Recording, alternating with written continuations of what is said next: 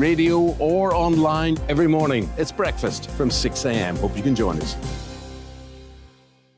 We are GB News, right across the nation. You can get us on television, on radio, on digital. We're absolutely everywhere. Amazing. You see, amazing. You remind me of me in the European Parliament. But here's the most important bit. We are not part of the mainstream establishment. We think and speak just like you do. We are the People's Channel. Magnificent. That's really, really thoughtful. Come and join us on GB News, the People's News Channel.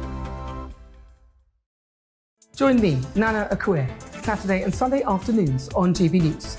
Expect fiery debate and passionate discussion as me and my panel tackle some of the biggest topics hitting the headlines. It's a place for everyone's opinion. No one gets cancelled, but no one gets an easy ride. Oh, she's on it today! Be ready for conversations that are fierce, frank, and of course, fun. Every Saturday and Sunday afternoon from 4 p.m. on GB News, the People's Channel. We are GB News, the People's Channel. And right across the United Kingdom. You can find us on Sky Channel 512. Virgin Media Channel 604. Freesat Channel 216. Freeview Channel 236. And YouView Channel 236. You can also take us with you on DAB Plus Radio. With the GB News app and at the website gbnews.uk. We're absolutely everywhere. Come join us on GB News, the People's Channel, Britain's news channel.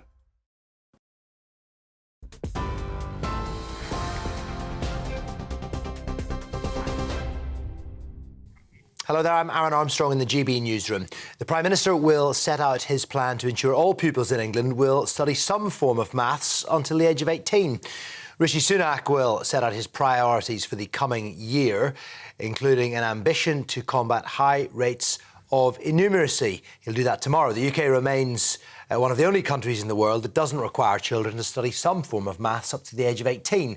However, it's understood that will not entail making maths A-level compulsory for all 16-year-olds. The Health Secretary is blaming COVID, flu and the threat of Strep A for the extra pressure being put on the NHS. His comments come amid mounting concern over the winter crisis, with more than a dozen NHS trusts and ambulance services declaring critical incidents over the past week. Medical experts say up to 500 people are dying each week as a result of delays in urgent care. But Steve Barclay says the government is working to reduce the backlog. Focusing the funding onto the operations backlogs, for example, getting more diagnostic hubs in place, getting the surgical hubs that we're rolling out, getting the backlog from the pandemic reduced. That's been the key priority. That's where we've surged additional funding. But we also recognise the big pressure that we're seeing played through in terms of ambulance handover delays is largely triggered by those who are fit to leave hospital but delayed in doing so. And we need to free up that bed capacity, and that is often about having the right social care provision to do so. Well, rail passengers will face continued disruption on Wednesday and for the rest of the week as a result of the fresh strikes by the RMT union. Roughly half of Britain's railway lines are closed, with only a fifth of services running. Many places, including most of Scotland and Wales, have no trains running at all. The Transport Secretary Mark Harper says the government has offered a fair pay offer, but the RMT maintains there's been no new proposal and they're accusing the government of blocking an agreement. People travelling to the UK from China will not have to self-isolate if they test positive for COVID on arrival. The government says the testing is designed to collect information in the absence of transparent coronavirus data from Chinese authorities. From Thursday, those flying to the UK from China, though, will be required to show a negative COVID test before boarding the plane.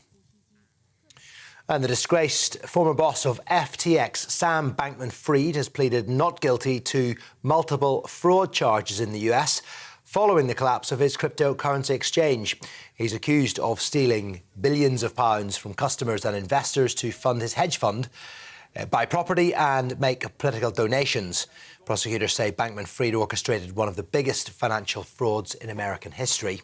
If convicted, he could face more than 100 years in prison. That's it. TV, online and DAB Plus radio. This is GB News. Now it's over to headliners.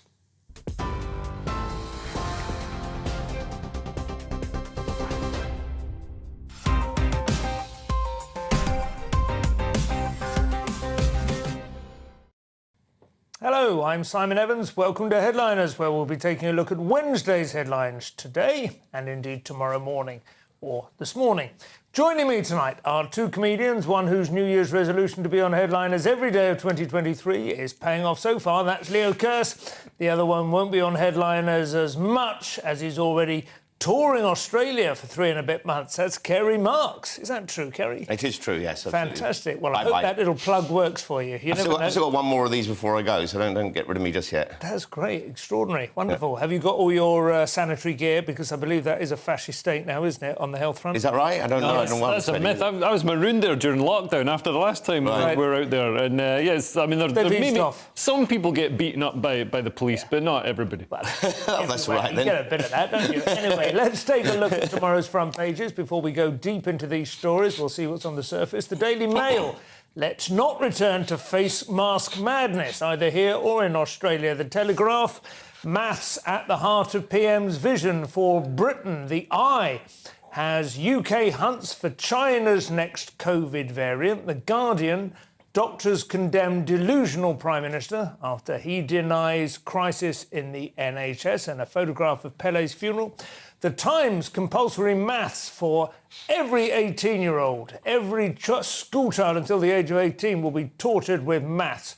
And a couple of tragic victims on the front page of a crash. Wednesday, Star, as the NHS crumbles.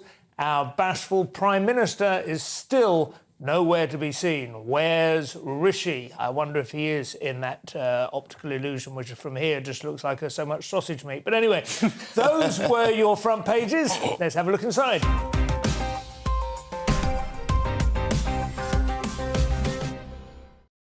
So let's kick off with the front page of the Daily Mail, Leo. Yeah, so Tory MPs are warning against the return of dystopian face masks today. I don't think I just wore the normal kind. But the dystopian ones are actually no more effective. They're just a bit more scary. More expensive for nothing. Yeah, they look like you're going to get bombed in the trenches in World War I. Yeah, I wanted the plague doctor style. They never came the big crow one. You know, the awkward walking around, you turn round, you knock somebody over. I know. Tap I was someone trying on to the send shoulder. my child out in one of those and a cloak, you know, to collect the dead. But yeah, so health chiefs have urged cold and flu victims to wear them this winter, and this has sparked concern that we're going to go back to lockdown. We're going to have mandatory face masks, but this is just advisory. So Downing Street has defended the advice, saying, look, it's just a sort of a courtesy, and also if you do have the flu, it could prevent you transmitting. Could it? If you cough and sneeze on a bus with the flu, if you're on a bus, everybody's going to die. Everyone's going to get it. Yeah. So where does it work? Because I know on the Orient, as we used to call it, when I remember visiting Hong Kong some years ago, and everyone just wears them all the time. It's just default now, just like you wear underpants. Yes. Yeah, almost like they saw this coming. Yeah. Well, they have lived, to be fair, with a lot of bird flus of one kind or another. Yes. They do seem to be more prone to the respiratory. But they definitely do something. I mean, well, there's a reason why doctors have been wearing masks during surgery for a long time. There's a reason they know why how to handle there's a reason why mothers have for centuries been saying, when you cough, cover your mouth. When you cough, sneeze or fart. That was just my mum, who didn't really understand what farts were. No. But they do something. But the point is, unless everyone's wearing them, it doesn't really make a lot of difference, because they stop disease getting from someone. Yeah. But I've been on a lot of coaches recently with the train strikes, and everyone has to cough, or you're not allowed on the coach. And with everyone, if you're coughing constantly into a mask, that's not healthy. It's all sort of mask replacement service. Yeah, totally. And the mask becomes gooey and awful. So do you think Mick Lynch is trying to kill everyone? Yeah, totally. If you actually sneeze inside a mask, I mean, that's just going to make you ill, isn't it? Well, you should have lots of masks on you, really. Yes, well, that's exactly. It's just gooey, horrible. I dropped one on a pavement before getting on a bus during the height of this, when you couldn't get on a bus without a mask on, and it landed on a pavement that was just covered in bird droppings. And now to get on the bus, I had to put on a mask that had bird droppings all over. It blew over. You probably picked up the wrong one as well. My fear about it is that it's divisive. People stare at each other on public transport with loathing in their hearts. If there's not a consensus, if you're all wearing masks, fine. Yeah. If you're all not going with masks, but if there's 50-50 on the train, it becomes, and I don't think that's healthy. I always felt that the mask thing was a bit, even during lockdown when they were mandatory, because you could just, I didn't wear one. I just said I was exempt, because if you say you're exempt, you don't have to wear one. It's an amazing system. We should do that with driving licences and trousers as well. And absolutely right. Yeah, driving bans, in fact. Everyone knew you weren't exempt, though.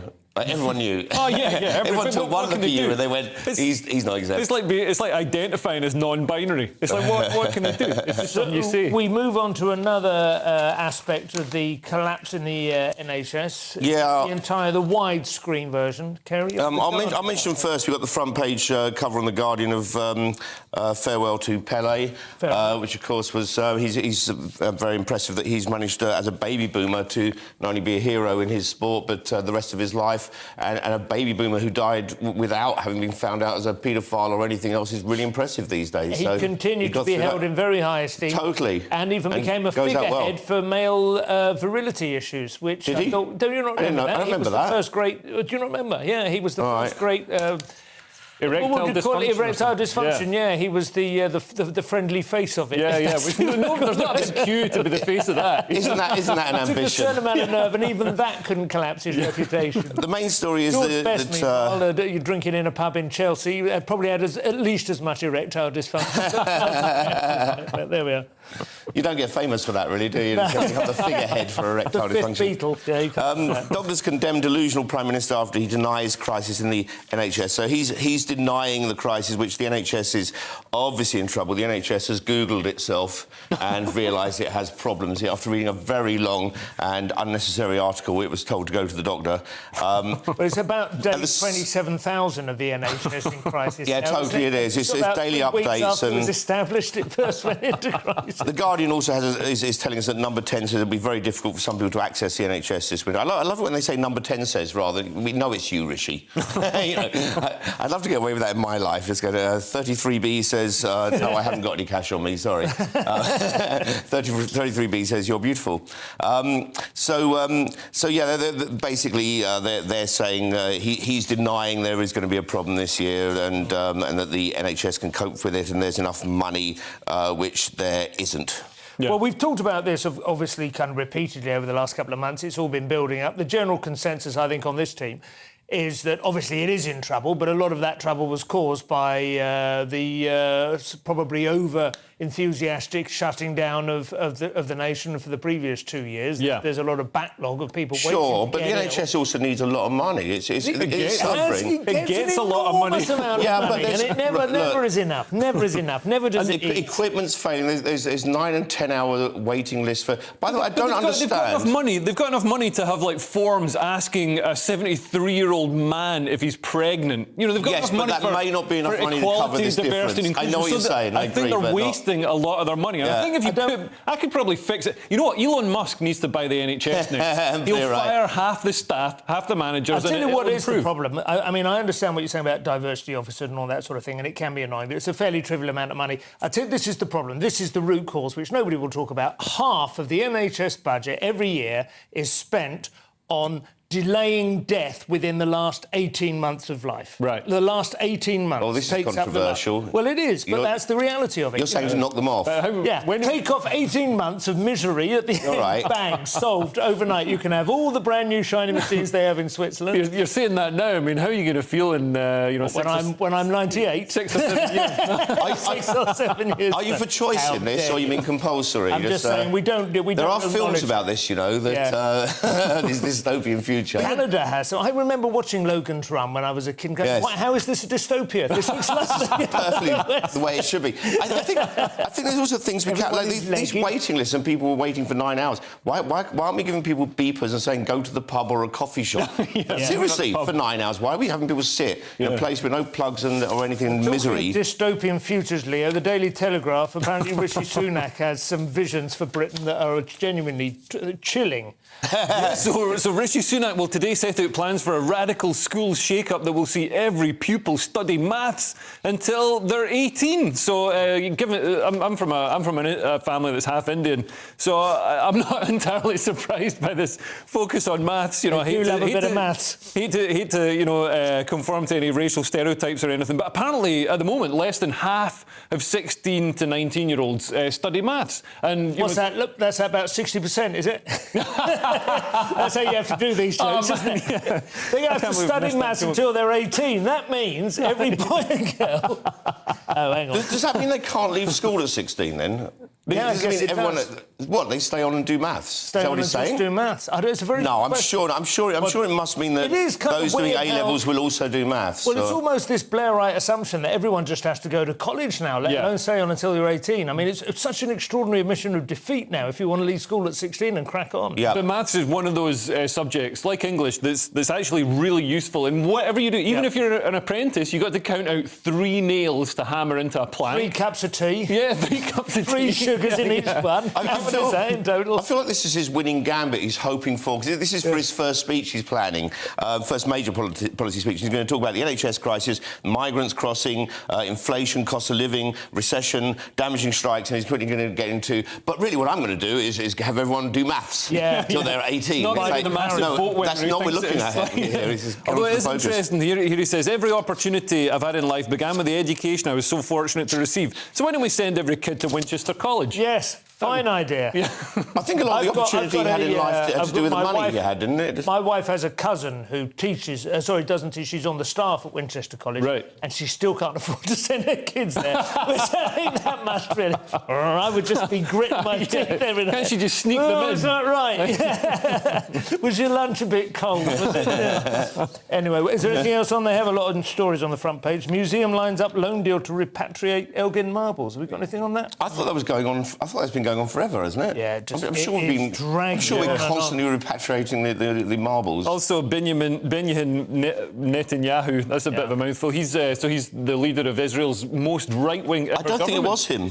Well, he's not. Oh, he it's may not be the him. leader, but it's MP, not PM. It's a coalition, but Right. the most right-wing guy is a proper, full-on fascist. I was talking to a Jewish friend of mine today who has...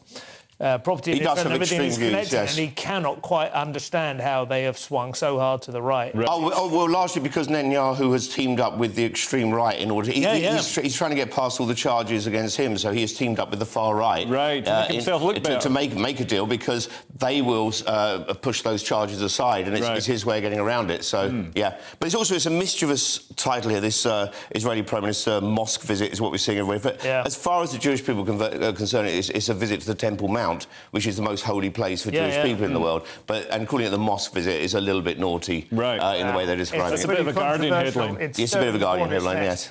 The Times has a story about immigration and another about prams, Kerry. Infinite number of other migrants ready to replace Albanians. That's nice, isn't it? It's nice to know that they've got replacements already. But it's an infinite number.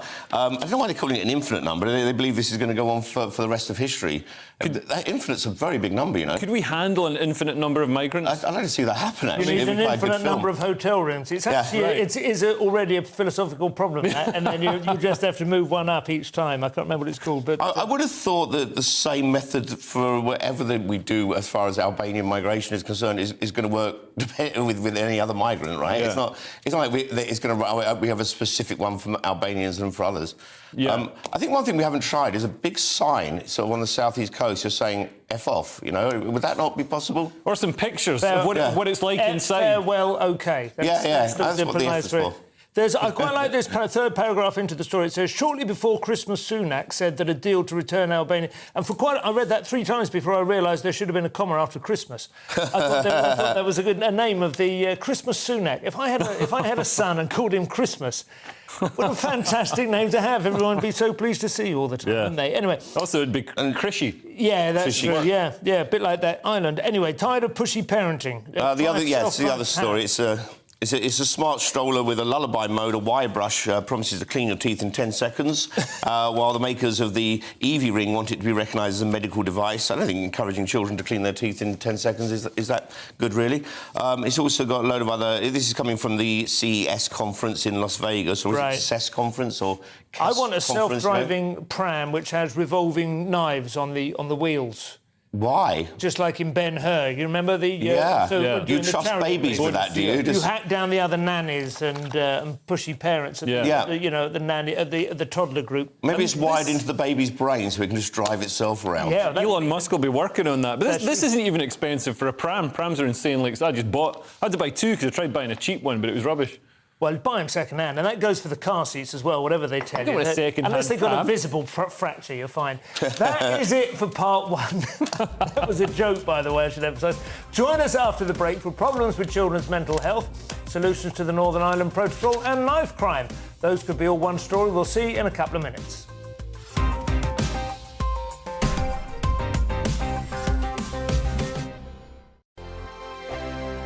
We are GB News, and we'd like to say thank you to each and every one of you for bringing us your conversations, for helping our great nation find its voice. We are here for you on radio, television, and online, across England, Scotland, Wales, and Northern Ireland. It's not the BBC, you actually get your facts right. We are proud to be GB News, the People's Channel, Britain's news channel.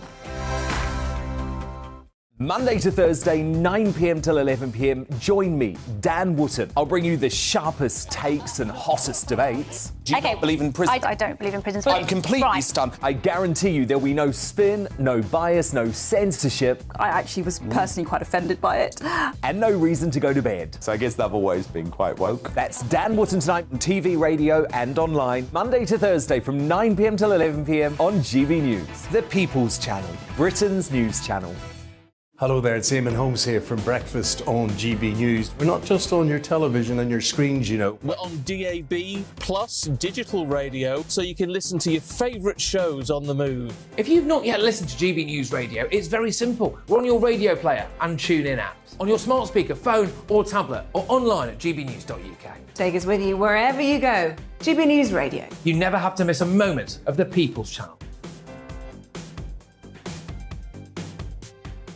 Join me every Sunday at 6 p.m. for Gloria Meets. In exclusive interviews, I'll be finding out who our politicians really are and what they really think. It's something that you would never want anyone to suffer. I didn't know what channels there were. I didn't think I'd be believed. I must have weighed about 7 stone and I'm 5'8". My instincts was to sort of cover this up. I mean, clearly that was a mistake. Join me every Sunday at 6 p.m. on GB News, the People's Channel, Britain's news channel.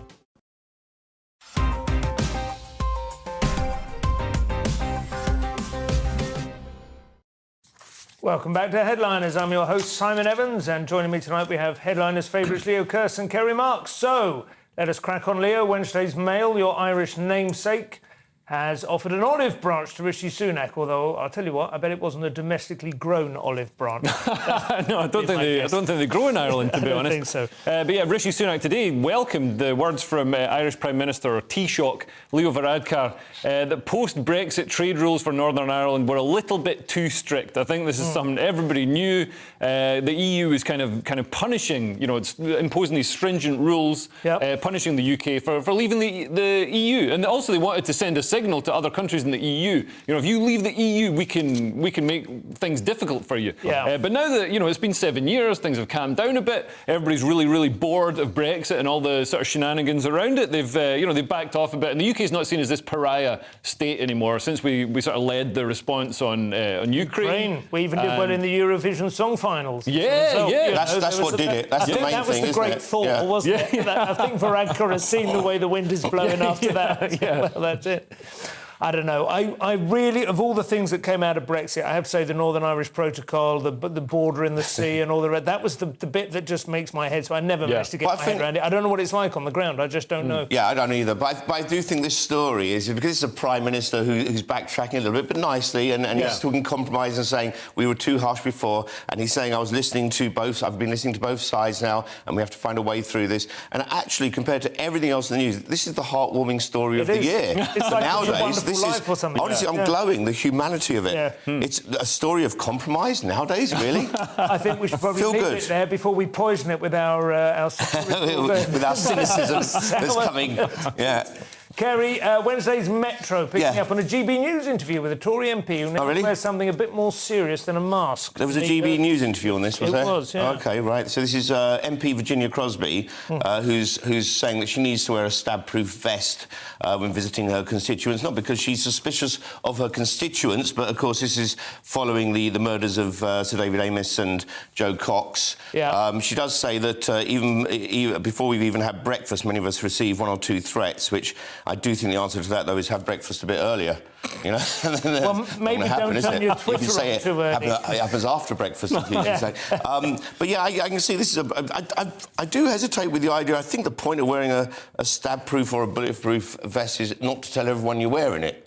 Surely, I mean, it's a bit of a clue to the stabbers to go, this area is not the one to go for. That's a really good point. Yeah, and also, we're also telling them to wait till summer when it's too hot to wear it. Maybe it's a double bluff. Maybe she's not wearing one, but she's putting so that... I fully get her need to do this. I mean, I have to wear a groin guard when I come off after doing comedy on stage. Women attacking me, it's awful. So it happens. I mean, it is a serious issue. It is horrible what happened to David Amos. I seem to remember Jo Cox was attacked in the street, was she not during a constituency I believe so, yes, surgery? yes. So, I mean, why they have to... I don't know.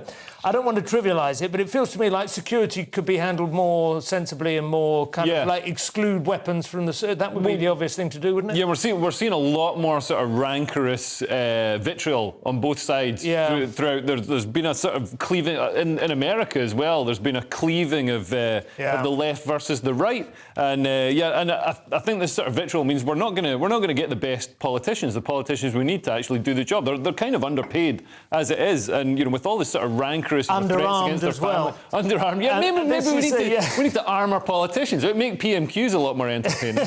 I mean, this is a woman. She's a Tory MP. She's in her late 50s, and she's an MP. From what I can gather, fairly rural part of Wales. I didn't recognise the name of the constituency, but not like in the heart of Cardiff or something. Yeah. I mean, if you're feeling under threat in that kind of place, where you're a Tory MP, so that usually indicates that the place is reasonably prosperous and calm and quiet, right? I don't know. I mean, that's pretty serious, isn't it? If you were a Labour MP in, I don't know, like Bradford or something, you might feel like, oh, well, I can see where there's a lot of rancour. I think you'd be more at risk if you're a Tory MP in Bradford. No, that's true. Elected by some statistical anomaly. Anyway, Leo, Wednesday's Telegraph and unprecedented mental health concerns among the young. I have to say, at the risk of becoming tiresomely repetitive, only somebody could have foreseen this coming. Yeah.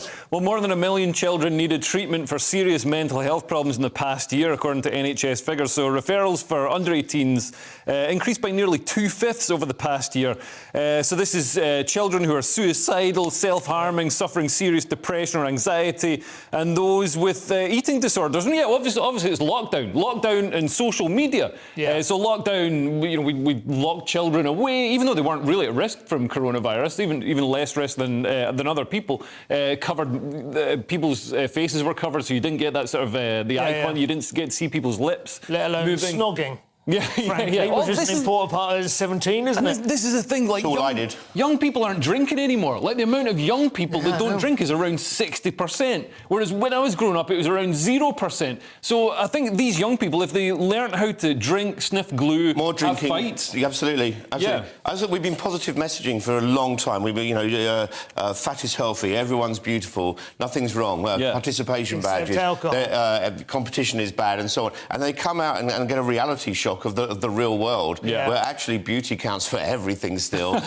Beautiful people over here, you get laid and you get jobs. I have a friend who has a couple of teenage daughters, and he said to me that he thinks part of their place, they are suffering, not like hospitalised or anything, but, he said part of the problem is that they're expected now to have embraced all of that stuff, the body positive stuff, the sex... sex-positive stuff, but they're not really like that. Is it like at heart they are quite traditional girls? They want boys to like them, and they want them to be faithful to them, and they want to have quite traditional relationships with them, and they're kind of feeling bullied out of that. And they don't want to be genderqueer, non-binary, polyamorous, and all the rest of it. I don't know. I mean, it's easy to blame social media just because it wasn't around in our day. I think also the catastrophising of the future isn't helpful. Yeah. I mean, I'm feeling depressed every time you hear some story about a weather event in Buffalo, New York. It's definitely a sign that the planet is tilting off its axis. Can't be easy looking forward to that. I mean, we only had nuclear war to look forward to. A lot easier. Kerry, hopefully it'll be here China soon. now. Mo Ning is certainly living up to her name. Mo Ning. This is China criticising the countries have put on what they call excessive COVID travel rules, because, of course, what's happened is China has been in extreme lockdown for a very long time now, incubating disease. People have come out, diseases are spreading fast now, and countries are wary and saying we want all these restrictions before you come in. China is reacting by saying we're warning of reciprocal approaches, which which isn't going to mean much, is it? If Chinese people are going to have trouble getting into all countries, and then people going into China are going to find they're going to be delayed as well. I don't know how many people do go into China. I mean, I'm not being funny, but I don't think it's like a top tourist destination, is it? Is it mainly business trips, people going to China? There's a lot of... I've been to China to transfer to other countries. Right, yeah. No, I've travelled through China doing gigs and stuff. It's There used great, to really there used to be interesting. a few gigs there, but they were mainly for the English expat audience. I think China has to face that there's been a lot of diseases coming out of, or that seem to be coming out. I don't want to get conspiratorial here, but from COVID, bird flu, SARS, there's been the Hong Kong flu and the Asian flu of to be honest last with century you, and so on. So that was a really good cartoon. I know, Mangled one, my favourite. And China is this wok of diseases where... I think wok of diseases might be considered, that might be referred to Ofcom. I don't think... No, I'm not...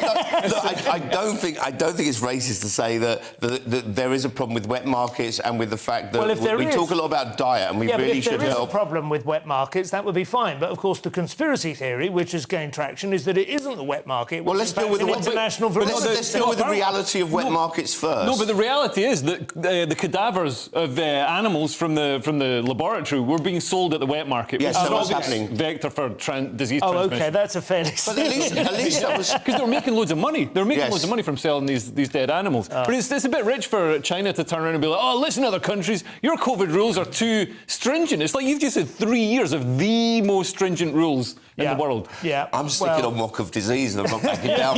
Sue me. Hot calling the wok black, that is. That's it for part 2. In part 3, we have UK prisons going woke, a knife that smells tumours. Not of, but actually smells tumours. And it is the British countryside. Is it too white and middle class, or is that a myth too? We'll see in a couple of minutes.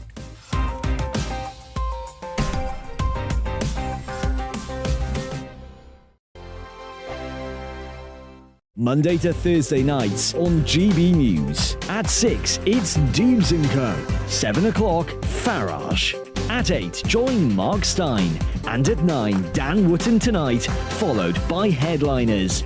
On TV, radio and online. This is GB News. We are GB News, the People's Channel. Why not take us home with you by visiting the GB News shop at gbnews.store. You'll find all the official merchandise, a really good present actually for yourself, your friends or your family. We ship across the UK mainland at no extra cost. GB News, the People's Channel. Here on GB News Live, we'll be keeping you in the picture, finding out what's happening across the country and finding out why it matters to you. We'll have the facts fast with our team of reporters and specialist correspondents. Wherever it's happening, we'll be there from 12 noon on TV, radio and online. GB News, the People's Channel, Britain's news channel.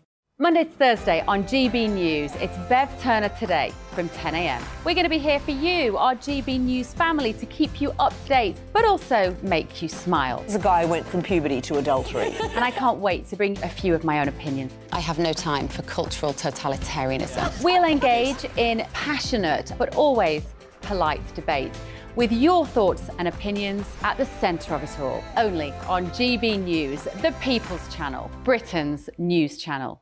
Hi there, it's Stephen and Anne. At breakfast from 6 a.m, you'll always be caught up with everything you need to know, the latest headlines, opinions and debates. We'll bring you the good news and the bad, but most of all, we're here for you. Remember, send in your views and let us know what you would like us to talk about. That's because we're your news channel. And every morning at 6 a.m, it's breakfast on GB News.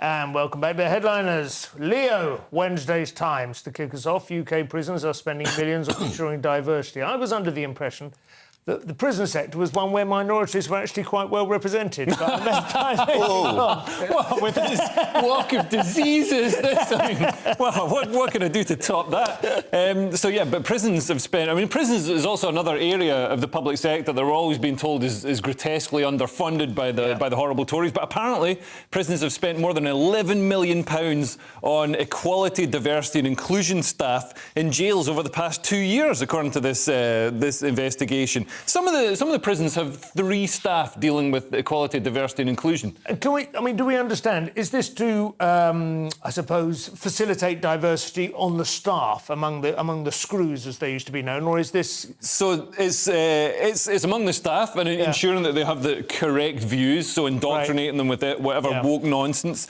But also they deliver training to prisoners. And I'm sure the most vital thing when you're dealing with somebody, you know, a rapist or a burglar or something, is to make sure that they've got the correct intersectional feminist attitudes through a training programme with a PowerPoint. Interesting. I mean, I have never spent time in a jail under any capacity, but I have watched certain films, and some of them purport to be quite realistic. I believe the prison is one of those places where the gangs are defined very much along ethnic lines. That's generally considered to be the rule? I think we see that a lot with American prisons. I don't know whether... But I do think it's always been the ambition of someone who's told you're going to prison for X amount of time to do their time without being beaten or sexually abused. But now it's a case of they want to do their time whilst promoting equality, diversity and inclusion, which I don't really think of as much of a prison thing. But it's also the police of... Stanley Fletcher getting involved in... Look at you, he wanted a job in the library, didn't he, in Farage? Right, that's right, yes. I was sure this would be exactly the sort of thing you'd be after. These aren't huge amounts of money, but at the same time, with the police also spending £10 million on diversity and so on, this is coming at a time where everyone's striking for more money. It's a bit rude to be spending money in that way. And I don't know how it's not just the cost of the actual staff, there's also the opportunity cost lost. You know, when you deliver 1 million hours of training, that's 1 million working hours lost. To people who are attending the training. I mean, we've all been to terrible, you know, diversity training, and it's all terrible. It's all pointless. It's all nonsense. You can't like train people to. I mean, it's not as if the NHS or anything is a hotbed of racism. Well, it was like the footage that emerged out of Afghanistan shortly after the troops were pulled out catastrophically, and there was that footage of women trying to teach Afghani mullahs about French modern art and stuff. You know what I mean? Really? Kind of, you've got to make the kind of message fit the audience to some extent, haven't you? There are more useful things they could be learning about. Lockpicking, that sort of thing. Stay in jail. Anyway, do not pass go. Do not collect £200, Kerry. Something even more fundamental needs addressing than diversity quotas. This one's more like it. This is female guards doing what they're supposed to do, having sex with the prisoners. And they call it, in the Daily Mail, they call it corruption. I don't know whether that really counts as corruption, but... and what's happened with these 3... So that you've got 3 female guards who've been having sex with the prisoners. They're obviously into prisoners.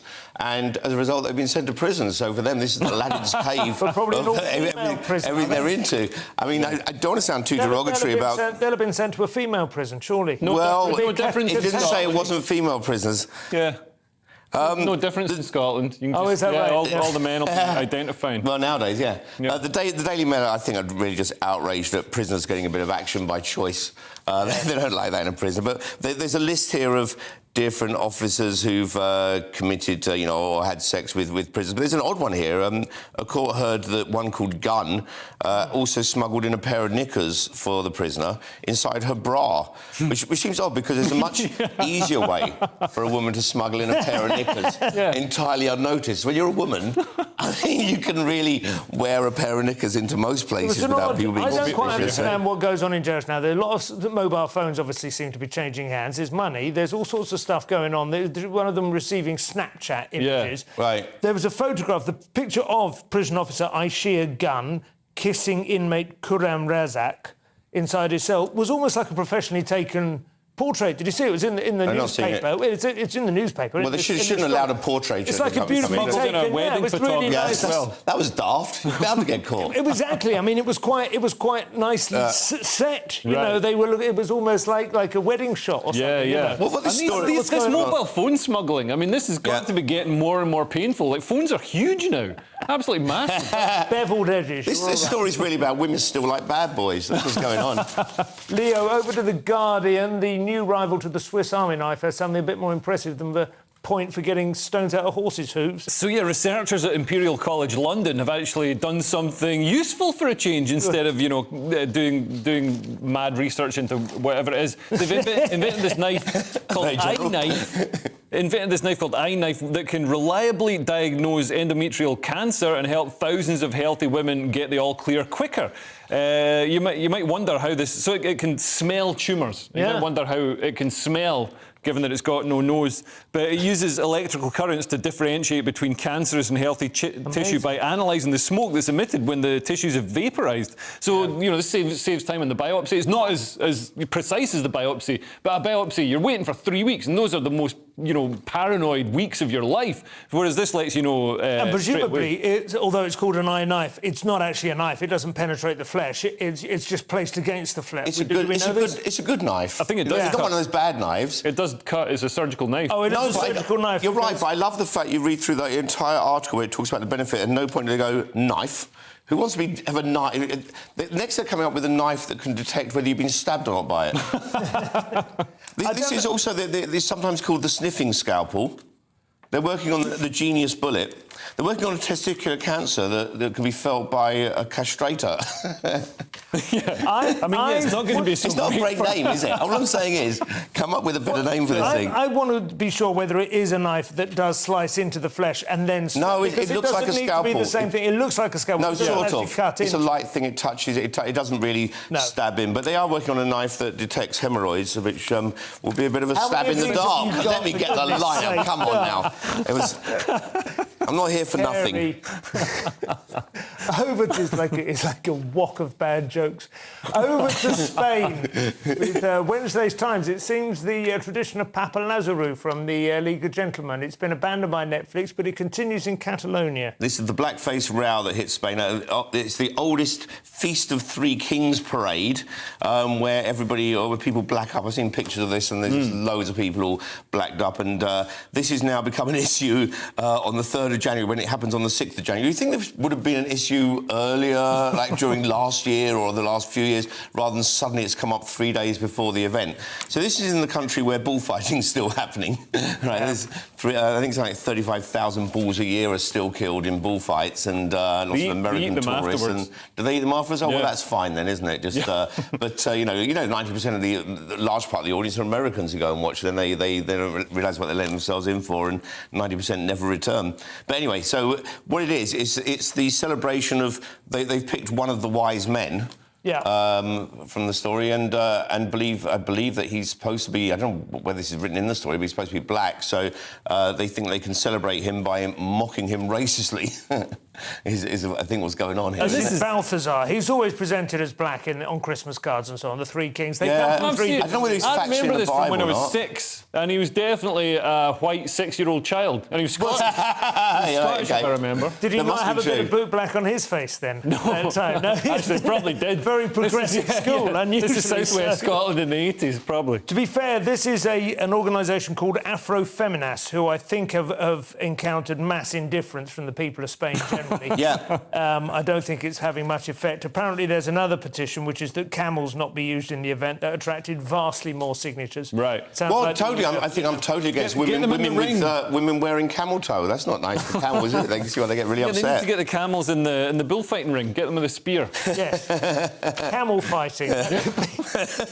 Camel wrestling. We're here to solve these things. Leo, onto the Telegraph. It seems tropes established by the League of Gentlemen staying with us. The countryside is it in fact racist, or is it a myth? Well, a BBC presenter, Nihal Arthanayaki, I think that's how you pronounce his name. Radio 5 presenter. He says the British countryside's white and middle-class image puts off Asian visitors. And this looks like, you know, face of it looks like another thing saying, oh, the countryside's racist. But actually what he's saying is that he feels that there's a perception perpetuated by social media trolls that the countryside is inherently white and middle-class. And he said, I mean, imagine if people said, reversed it and said something else about Birmingham or whatever. But he says, you know, there's this image, but actually it's not true. And you go to the countryside, people are happy to see you, everybody's fun. And he says he's surprised by how few Asian families he sees in the Peak District when the communities of Manchester and Sheffield are so close.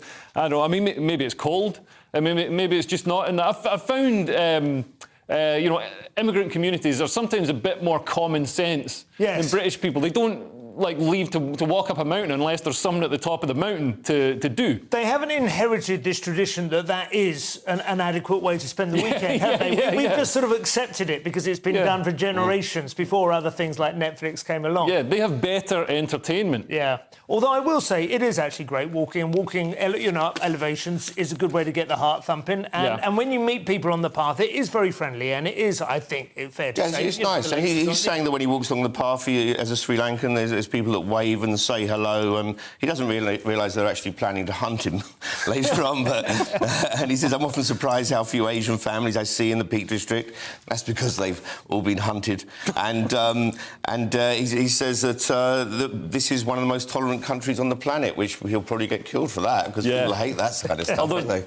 Although he did have Daniel Sloss on his show. And Daniel Sloss, he's a Scottish comedian. Yeah. And he slagged off this show, didn't he? Yeah, he did. He said there's no real comedians on GB News. Are you mental? Are you mental, Daniel Sloss? Well, like this, tonight, every single comedian on this panel is better than you. Most nights, I mean, there are a few duff ones. Most nights, every comedian is better. The camera's now zooming in deeper and deeper on your face like in Network. I'm as mad as hell. I'm not going to take it anymore. I'm a friend of Daniel Sloss, and I actually agree with him. We're rubbish. Well, no, he slagged you off. Specifically named. He said not Carey. You just never saw that bit. He did not mention you, Carey. What? Daniel, sort yourself out. Ni Hao is a good lad. He can have us on and we can set the story straight on that one anyway. In the meantime, we go to a commercial break now. That is it for part 3. Join us after the break for why Spain, still with Spain, they want tobaccos to clean up their rubbish, why Germany wants people to literally eat rubbish, and the world's most rubbish boyfriend. We'll see you in a couple of minutes.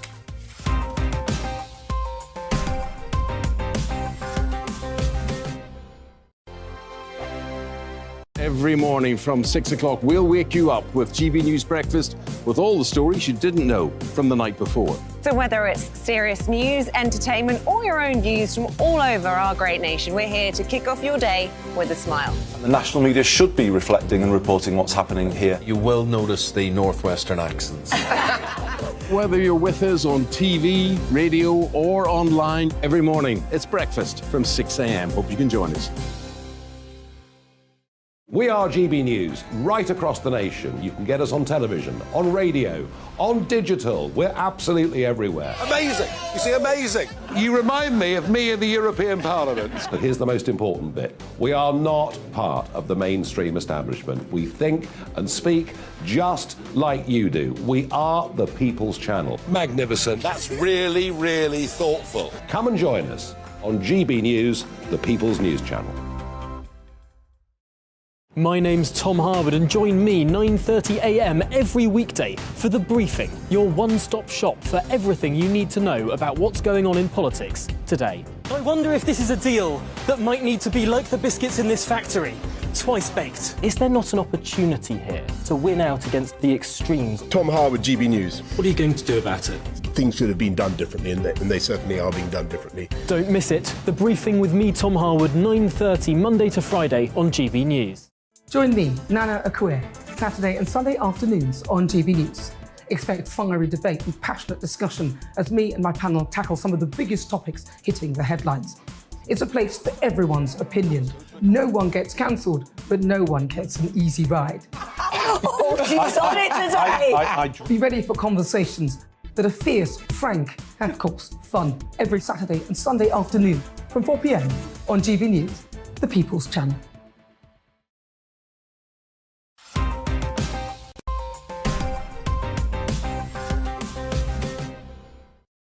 And welcome back to Headliners for the fourth and generally speaking funniest segment. So, Kerry, over to Germany now in Wednesday's Times and the practice of bin diving, or what I prefer to call post-yellow label retrieval operations.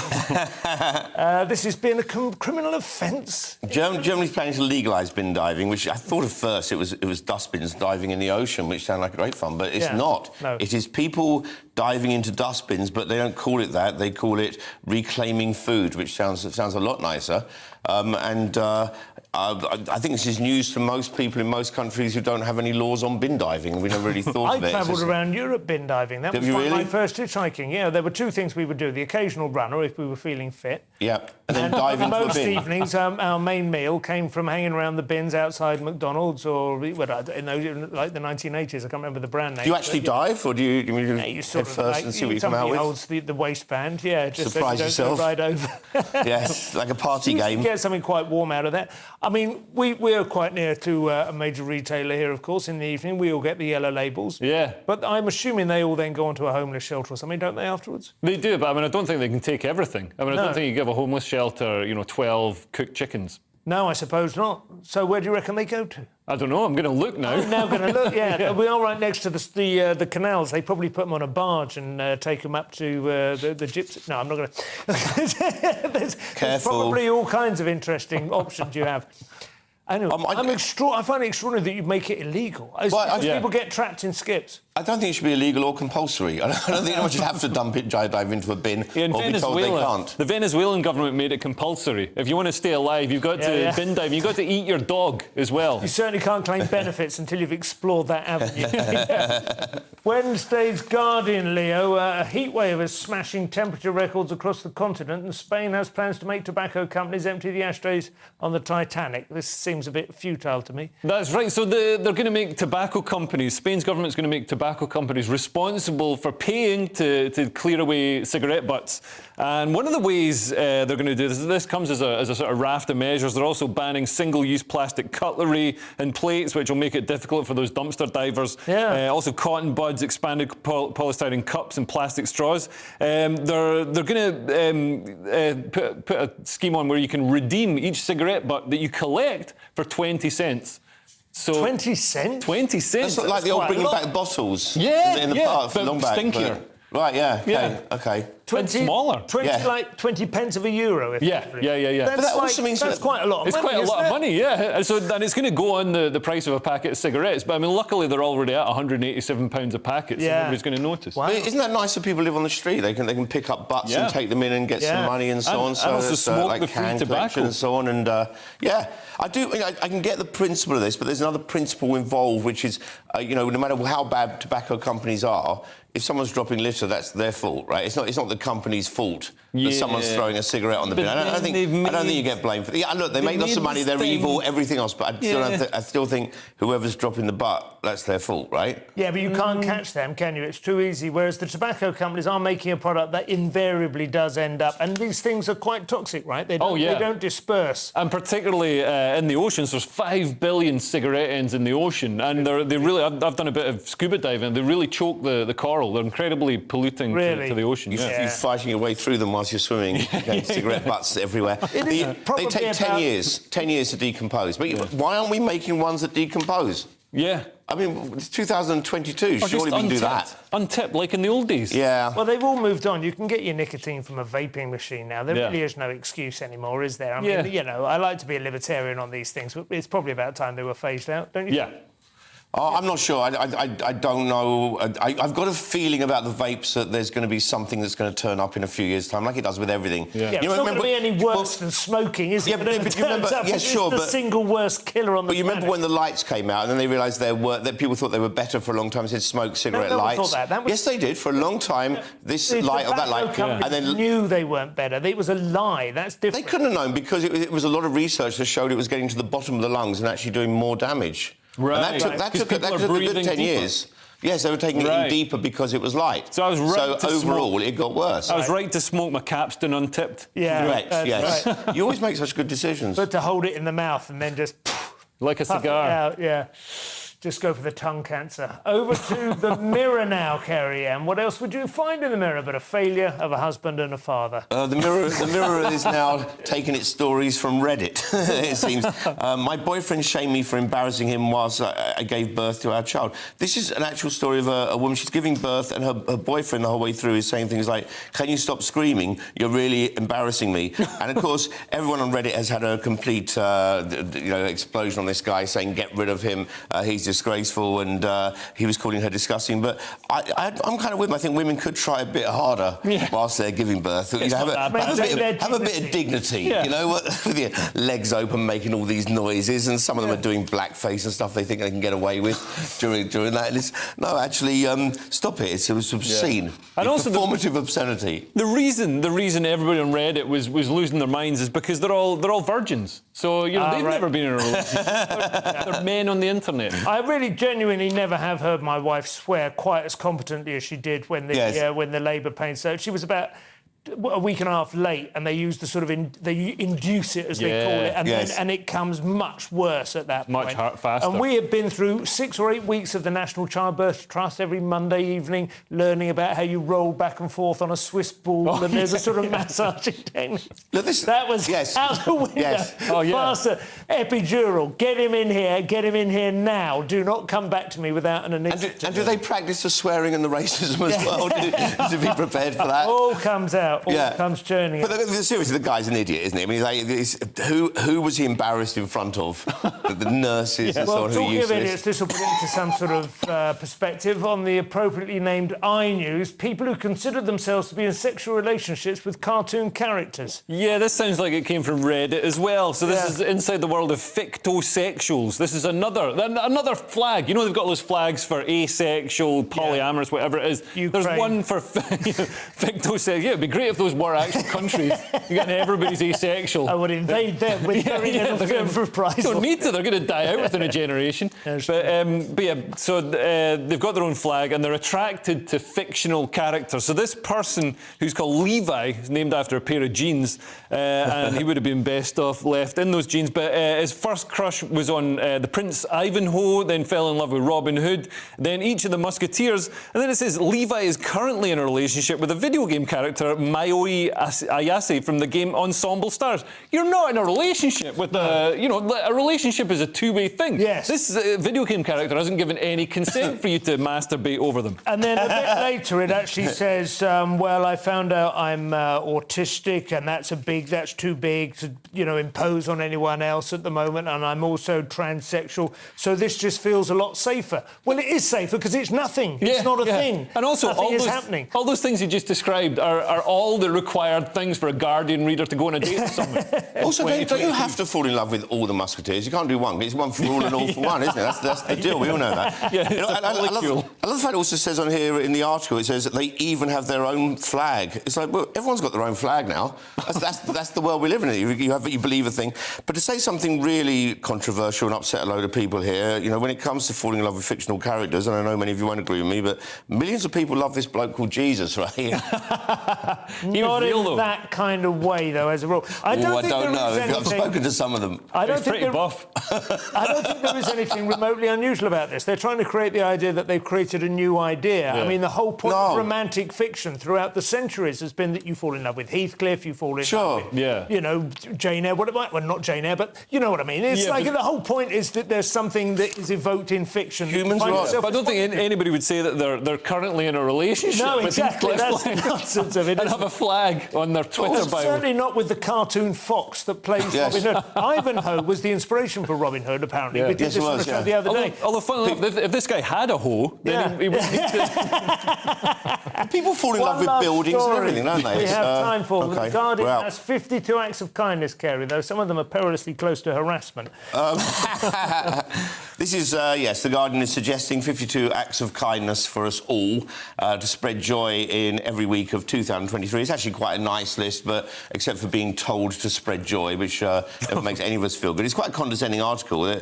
I'll read this on this. There's another way to be better by doing something kind. This doesn't mean giving money. Well, welcome though that always is. It's about giving your time, empathy, support and thought, finding ways to help people around you and so on. And it carries on like this. Get a gym membership, do this. So some of the things you can do is give blood, walk a dog, buy a big issue, target your support for food banks, be prepared. I think that's to do with helping a struggling bee. Learn to revive a tired or struggling bee. A struggling bee, that's about the scale I'm up for. That's it for tonight. Thank you so much for tuning in. I've been Simon Evans. I won't have my bee with me on this occasion, but look out for him next week. Thanks to my panel, Leo Kirst and Kerry Marks. Headliners will be back tomorrow with Evening with Andrew Doyle, Josh Howie and Nick Dixon. That's all for now. Thank you very much. Good night. Good night.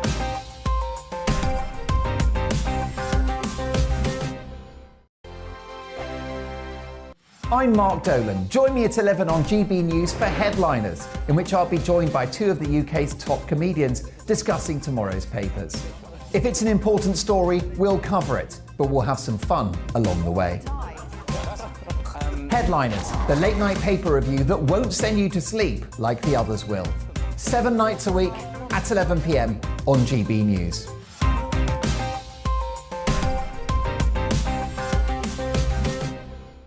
Hello, I'm Michelle Dewberry and you can join me every weekday 6 till 7 on Jubes and Kerr. Me and my panel will get stuck right into the day's events and I can tell you, in fact, I can warn you, expect some robust debate, some strong opinions and perspectives from both sides of the fence. It's about you at home as well. I love to read out all of your comments, or at least as many as I can. So join me, Michelle Dewberry, Monday to Friday, 6 till 7 on Jubes and Kerr.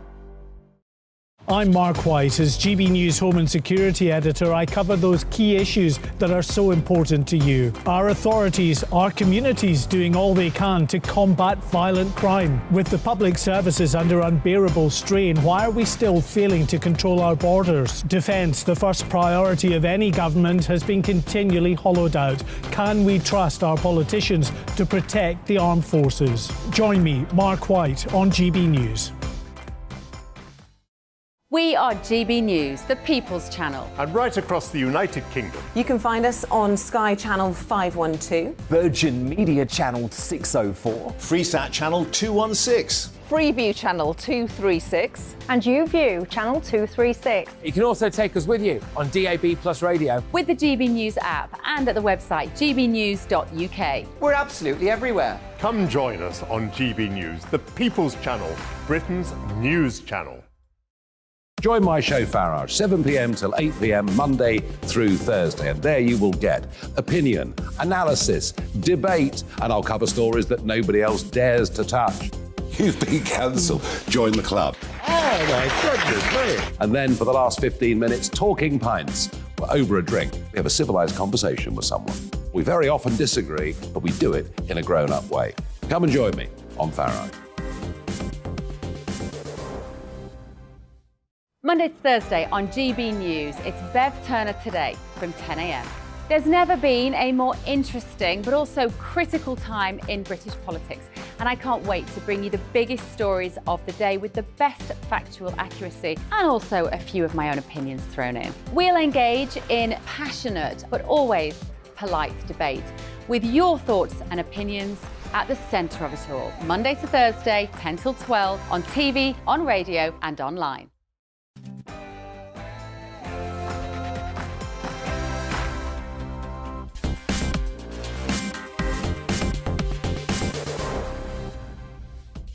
Good evening. You can walk into the country scot-free from China without testing. But if you're British and you've got the sniffles, you'd better put a mask on. That's the message coming today. I'll be asking, are we getting it all wrong? Prince Harry says, I want my father and brother back, but does he deserve to be welcomed back into the fold? We'll discuss and debate that. I'll give you some coal consumption figures that will really make you sit up and think. And on Talking Pints, I'll be joined by Charles Ray, veteran journalist, held big jobs at The Sun and other newspapers, including being a royal reporter for many years. I'll get his take on Prince Harry too. All of that in just a moment. First, let's get the news with Aaron Armstrong.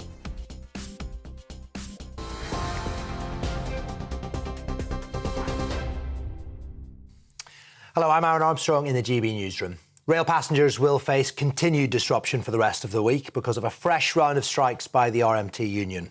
Roughly half of Britain's railway lines are closed, with only a fifth of services running. Many places, including most of Scotland and Wales, have no trains running at all.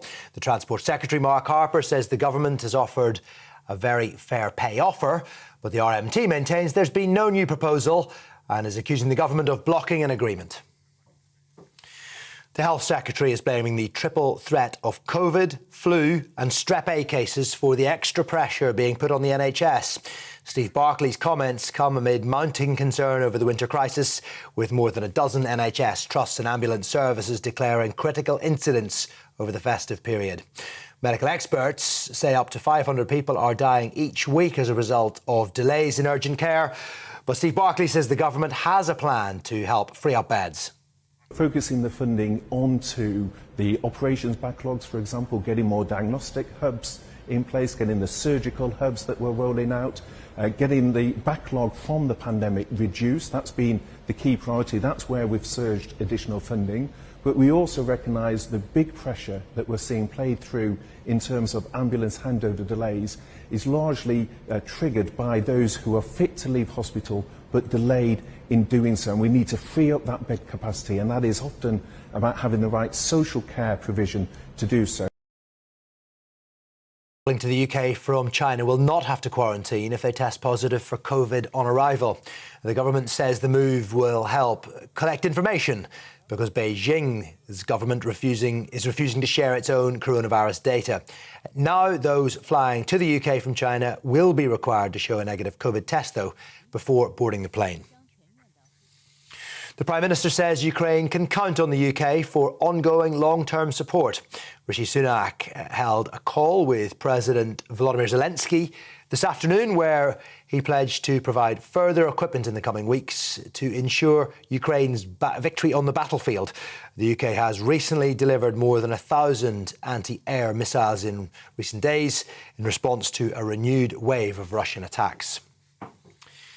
And thousands of mourners have lined the streets to pay their final respects to the Brazilian footballing legend Pelé. His coffin has arrived at a private funeral session after it was carried on a fire truck from the stadium of his former club Santos. Earlier, up to 230,000 mourners, including the country's new president, paid their last respects. Pelé died last week at the age of 82 after battling colon cancer. TV, online and DAB plus radio, this is GB News. Now it's back to Farage.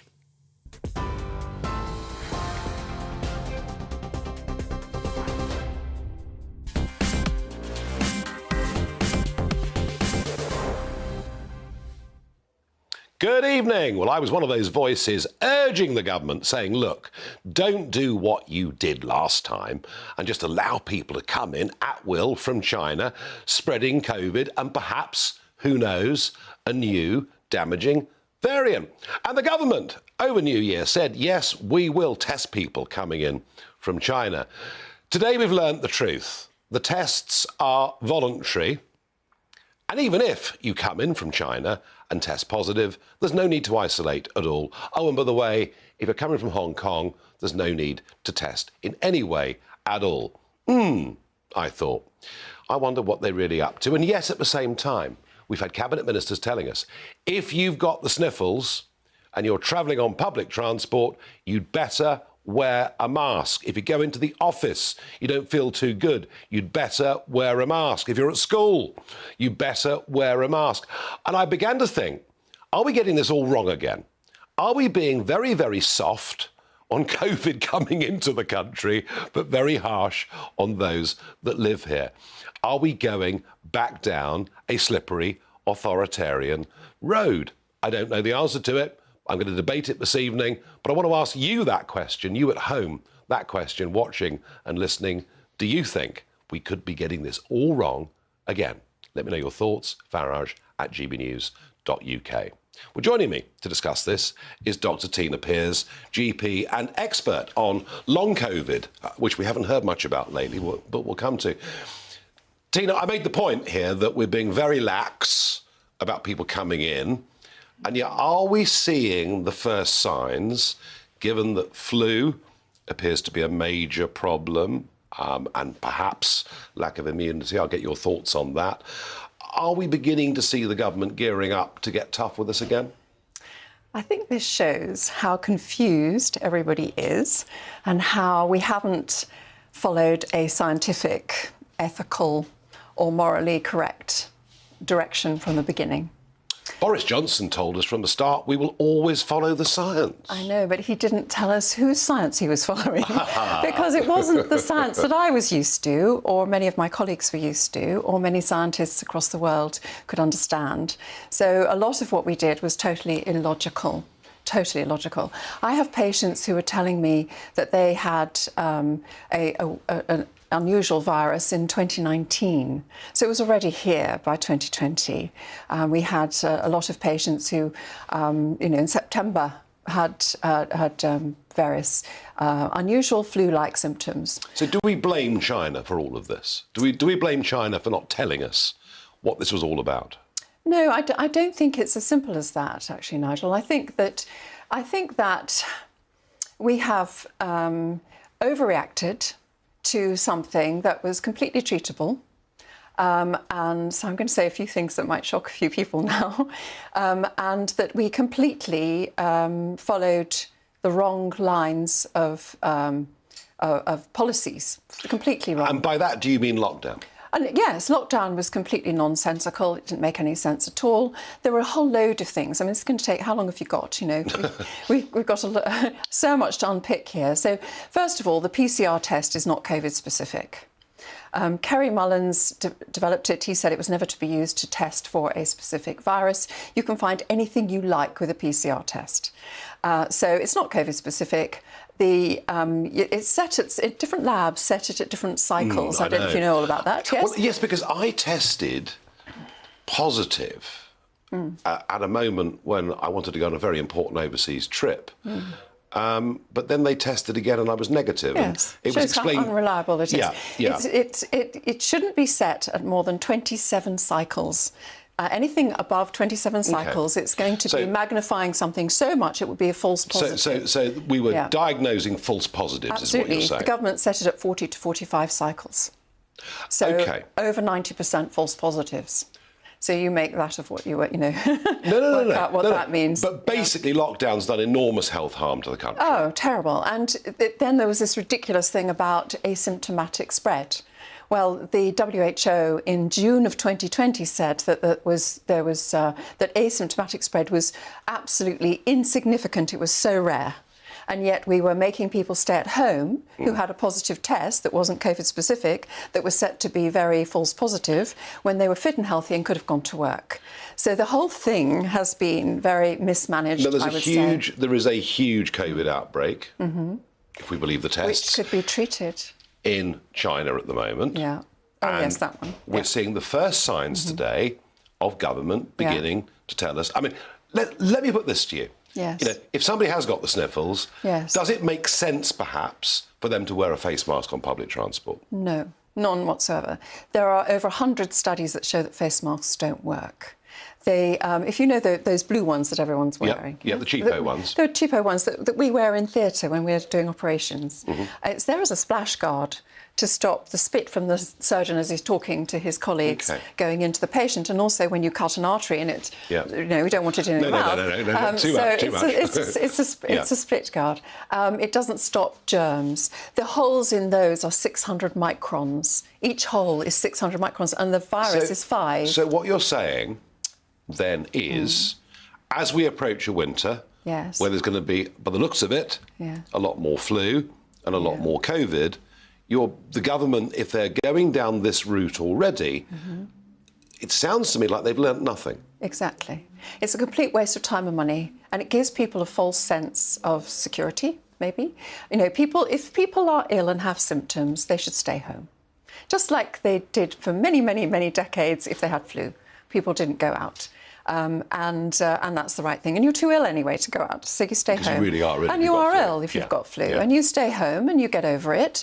But the important thing also for everyone to realise is that COVID is treatable, and we need to, instead of testing people, if anyone has symptoms, they need treatment straight away. There isn't a single infectious disease where we say, let's wait until you're blue in the lips and it's really bad, and then we'll take you into hospital and treat you.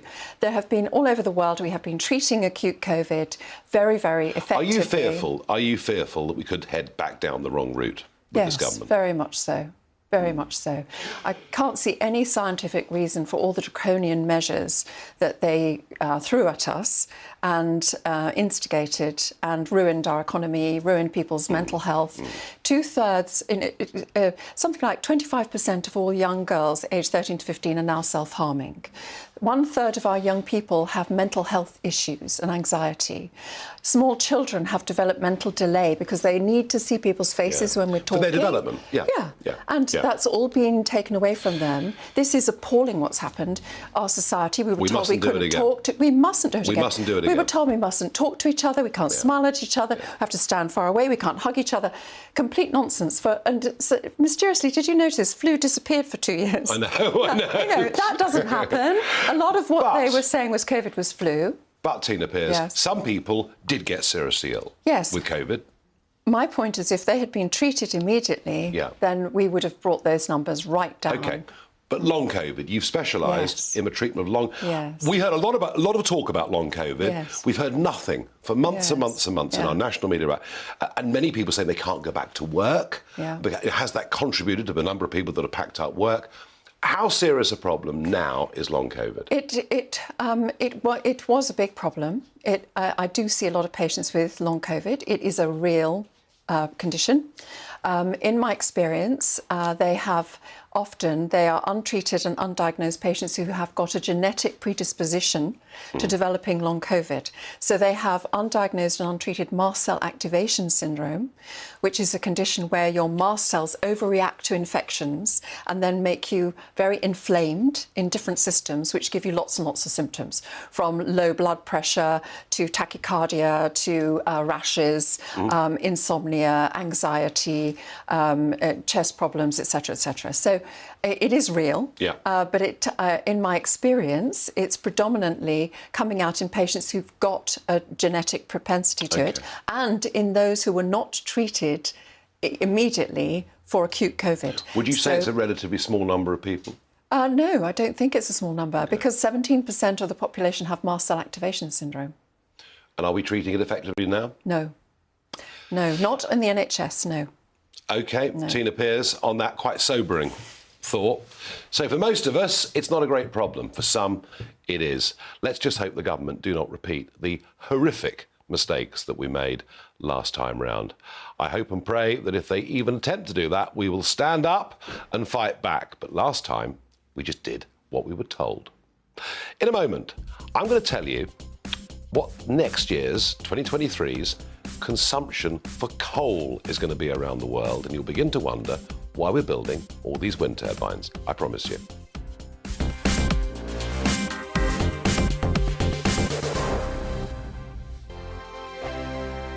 Monday to Thursday, 9 p.m. till 11 p.m. Join me, Dan Wootton. I'll bring you the sharpest takes and hottest debates. Do you not believe in prisons? I don't believe in prisons. I'm completely stunned. I guarantee you there'll be no spin, no bias, no censorship. I actually was personally quite offended by it. And no reason to go to bed. So I guess they've always been quite woke. That's Dan Wootton tonight on TV, radio and online. Monday to Thursday from 9 p.m. till 11 p.m. on GB News. The People's Channel, Britain's news channel.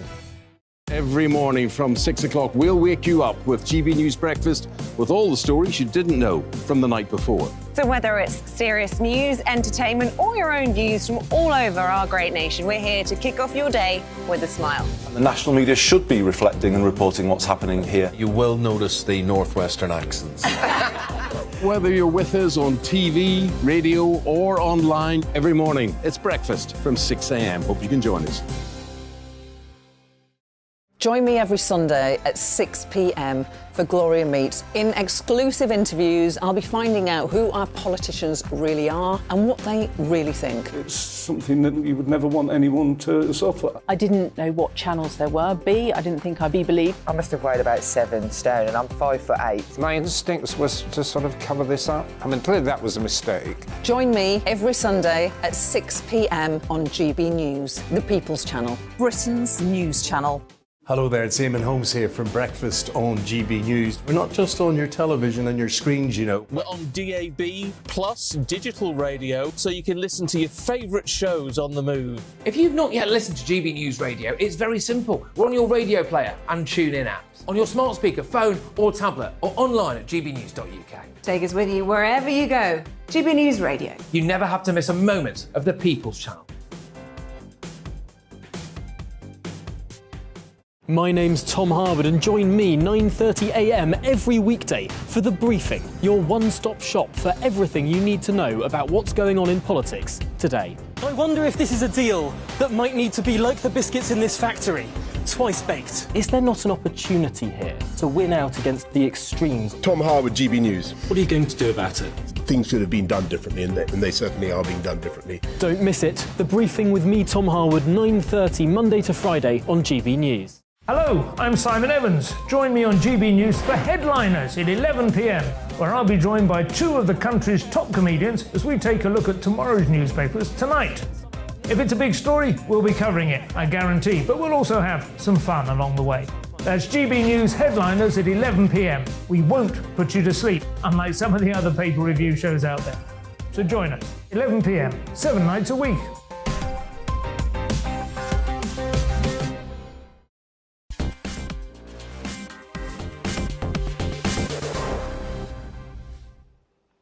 So in the light of the fact you can bring COVID in from China quite freely and circulate around the United Kingdom, whatever variant it may or may not be, and yet we're now being told to wear masks if we have the sniffles. I asked you, is the government getting this wrong? And some very strong responses coming in from you. Denise says, I'm having nothing to do with this nonsense. I refuse to comply. Tom says, none of it is necessary. Adam says, none of it is needed. None of it makes a blind bit of difference. You cannot stop viruses. And that was really the point Tina Pearce was making about those cheapo face masks. And the point she was making is they make no difference at all. Chris says, we are definitely getting it wrong again. Why are the government being so stupid? We should take any action needed to reduce infections and deaths. And Chris, I would add to that new variants as well. That's how it seems to me. And finally, another viewer says, it's all distraction tactics. The government are manufacturing headlines to hide how inept they are with all the other issues in this country. Illegal arrivals, the NHS, train strikes, etc., to name but a few. Now, one of the themes that this show has consistently run is to try to tell you the truth about energy consumption and energy prices. Well, try this for size. We at the moment don't produce any coal in this country. We have to import several million tonnes every year. There is the possibility of a new coal mine opening up in Cumbria, which has been met with howls of protest by so many. And of course, Boris Johnson, when Prime Minister, promised us that the end of coal was in sight. Well, Boris Johnson, I don't know who was advising him, because the truth is, in 2023, across this planet, we are projected to burn, wait for it, 8 billion tonnes of coal, a new all-time record. And countries like Malaysia, China and India are burning vast quantities of coal, and one or two in Europe are beginning to change their minds too. Well, Andrew Montford from Net Zero Watch joins me down the line. Andrew, good evening and welcome. Welcome to the programme. Now, some very, very important, debates and arguments here. I saw a big piece on Sky News, 29th of December, and the great boast was that 40% of our energy in 2022 was generated by renewables, by wind, by biomass and by solar. So my question to you is very simple. If Sky News are right and renewables are so good, why is the world burning more coal now than it's ever done before? Well, I think the main thrust of the answer to that has to be that most of the world can't afford renewables, which are extremely expensive. It is essentially, if you're putting in renewables, you're essentially virtue signaling. This is not a serious way to deliver electricity. It can deliver some electricity, but at very high expense. And of course, as we all know, the wind doesn't blow all the time and the sun doesn't shine apart from, during the summer, during the daytime. So poorer countries, China and India, they are making token gestures towards renewables, but in reality, they are concentrating on coal because coal is cheap and reliable. Gas, of course, is better. It produces fewer CO2 emissions and it's cheaper, but it does have issues with supply, obviously, at the moment. We all know with the Ukraine war that the supply of gas has been cut considerably, and so people are finding it hard to get their hands on gas. Now, coal, of course, is much easier to get your hands on. Although it's more expensive to burn, it does have the great advantage that you can store it. You can just pile up coal outside your power station, and if times get hard, if Mr. Putin decides to invade somebody, you've got a reserve of energy there. Yeah. This is the problem we're in now. This is the problem we're in now, of course, because we have very little gas storage. If we have coal in quantity, we only have a couple of coal-fired power stations left, then the problem would be considerably reduced. But we have gone... Now one country, Andrew, that is now rethinking all of this is, of course, Germany, who perhaps finally, Donald Trump's words to them at the UN 5 years ago are beginning to have some resonance, because I understand that they're actually going to be razing to the ground a village in Germany to build a new coal mine. It strikes me that when it really comes down to it, the Germans always go for national self-interest. Absolutely. I mean, the other side of that story is apparently they are also in the process of raising a wind farm to the ground to get at the coal underneath it, which I think is kind of ironic for a country that has made so much noise about going for wind power. But yeah, when push comes to shove, when Mr. Putin cuts your supply of gas, you don't try and build more wind farms, because more wind farms isn't going to help you all the time. It's going to help you some of the time at best. What you do is you go for reliable forms of energy. That means coal and there's really nothing else. So yeah, they are going to go for coal big time. They've brought a load of coal-fired power stations out of they've been mothballed essentially, and have been able to bring them back into production in double quick time. It was an extraordinary turnaround. It was very well done.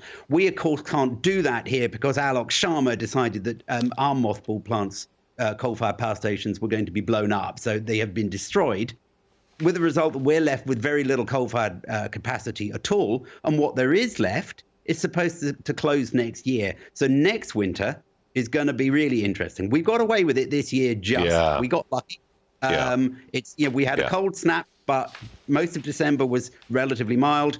January has been mild so far and looks like it's going to stay mild for a bit longer. So we've got away with it. We get a cold winter, we're in real trouble. Andrew Motford, thank you very much indeed for joining us. You made one fundamental mistake, though, I'm afraid, in what you said. You said Alok Sharma, wash your mouth out with soap and water. He is now Sir Alok Sharma. Yes, he's been knighted for blowing... Yes, he's been knighted for blowing up the coal-fired power stations. Thank you for joining me. And happy birthday, Greta Thunberg. She's 20 today. Greta, I'd love to know what you think about the fact that now 8 billion tonnes of coal will be burnt in the world in 2023. In a moment, let's discuss Harry's latest salvos against his own family. He says, I want my father and brother back. Does he deserve to come back? I'm not so sure he does. In fact, I'm one of those that thinks his titles ought to be removed. All of that in a couple of minutes. Sundays on GB News from 9:30, it's Camilla Tominey. For a politics show with personality. Then at 11, Michael Portillo. For topical discussion, debate, some ethical dilemmas, and sometimes even a sense of the ridiculous. And at 1 p.m, me, Alistair Stewart. Every Sunday on GB News, the People's Channel, Britain's news channel.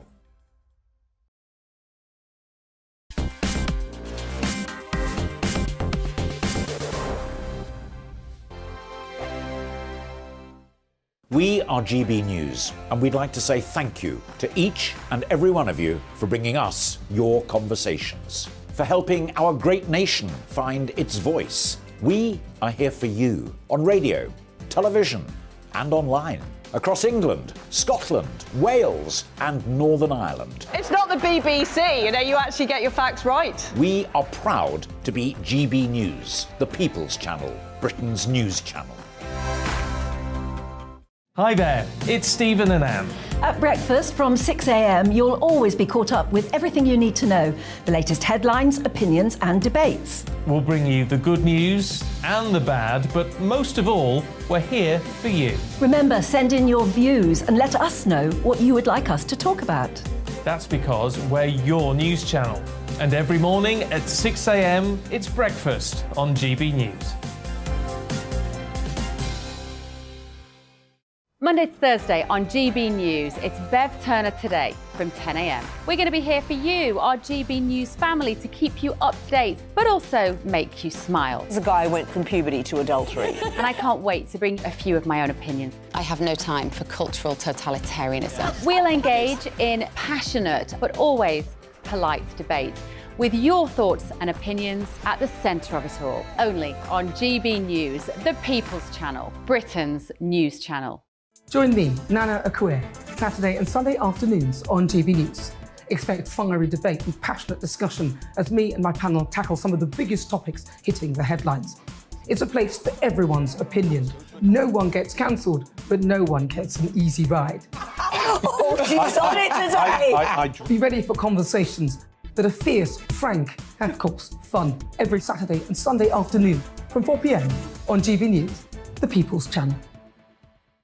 Join my show Farage, 7 p.m. till 8 p.m. Monday through Thursday, and there you will get opinion, analysis, debate, and I'll cover stories that nobody else dares to touch. You've been cancelled. Join the club. Oh my goodness me. And then for the last 15 minutes, talking pints. We're over a drink. We have a civilised conversation with someone. We very often disagree, but we do it in a grown-up way. Come and join me on Farage. We are GB News, the People's Channel. And right across the United Kingdom. You can find us on Sky Channel 512. Virgin Media Channel 604. Freesat Channel 216. Freeview Channel 236. And YouView Channel 236. You can also take us with you on DAB Plus Radio. With the GB News app and at the website gbnews.uk. We're absolutely everywhere. Come join us on GB News, the People's Channel, Britain's news channel.